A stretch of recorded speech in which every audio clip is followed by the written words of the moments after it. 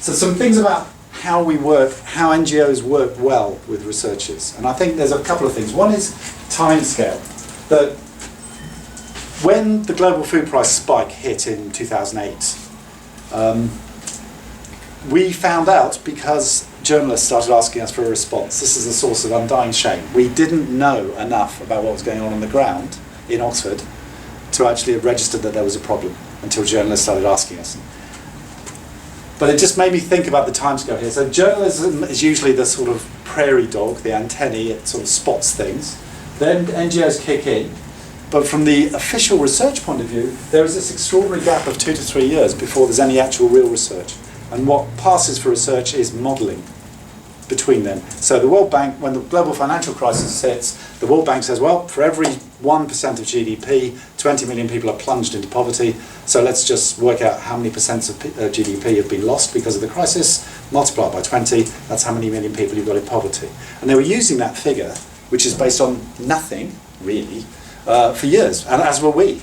So there's this wonderful sort of gap before household surveys and real sort of research starts kicking in and saying, actually, people have responded quite well to the global financial crisis, and the resilience was quite unexpected, and oh, sorry, we were probably completely wrong. But by then, the media's lost interest, and the truth is out there.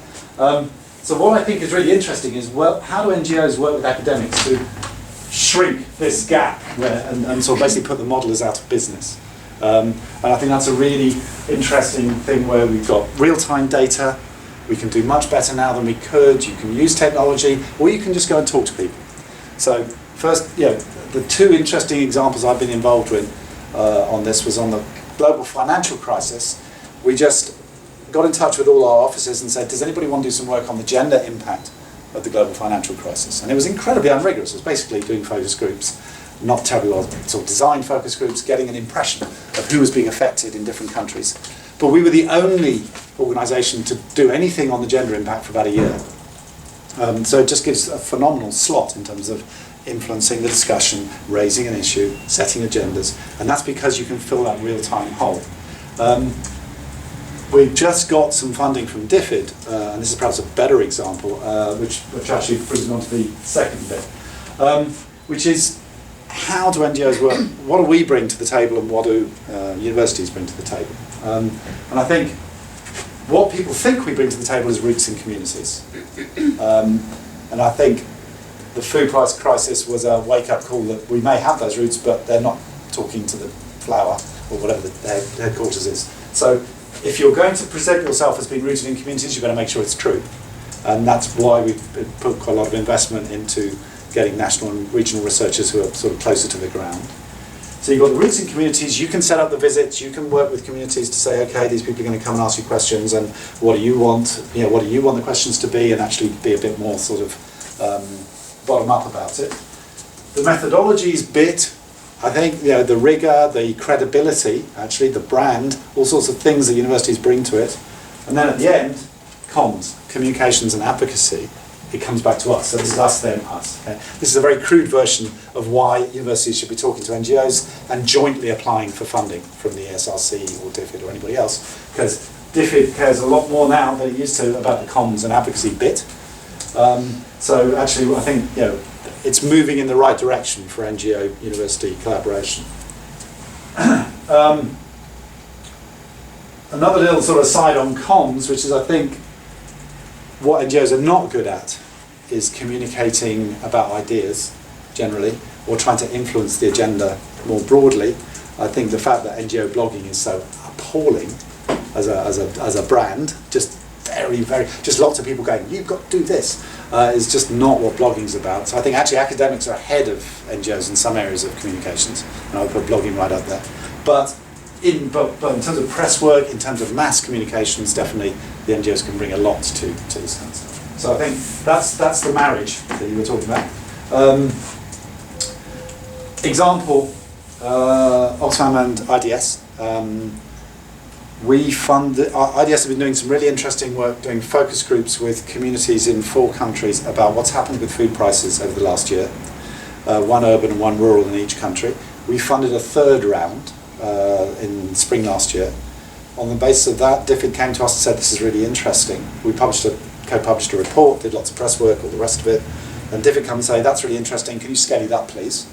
And so we've just got funding for 10 countries over 4 years to do one urban and one rural community in each of those countries, same time of year, so you get rid of seasonal factors, same communities, so you start to build up a relationship, and then each year that will produce a global report on what's happening with food prices and the social impact of food prices on relationships, on children, on kids in school, on farmers, but on consumption. Just a very broad take on, the last round said, who do you blame for the food prices? And you had a kind of anger map in these four countries, which was, again, really interesting. So we can do innovative stuff because we've got this structure in place, and it'll get more valuable as time goes on. And it's been a really sort of good partnership so far. They're all heading off to a workshop to get all the researchers on the same page in terms of the methodology. We're going to put in lots of visuals. They did a fantastic photo from Zambia on this is what we could buy with a week's wage this year, and this is what we could buy with a week's wage last year, which had more impact than all the research, because you could just see less food, much less food. So so we'll be doing visuals, we'll be doing some mobile crowdsourcing stuff. You can put in all sorts of funky things once you've got the relationship and the funding in place. So I think that's going to be really quite exciting. Final points. I don't think we do enough of bearing witness, actually. So I think it's something that Médecins Sans Frontières do very well. It's something a lot of NGOs do in a rather tokenistic way. But actually to build this roots and actually have people's voices, genuine voices, not those awful, thank you Oxfam for my cow kind of voices, but real voices, is really worth doing. And we don't do nearly enough of it. So I think that's something another gap which I don't even know if it is research, probably isn't, but it's something we need to do. So those are all things we can do within the system, and from what I see I'm on a couple of panels of the ESRC DFID interface, it's moving in the right direction. People are focusing on impact. People are focusing on links in the south, and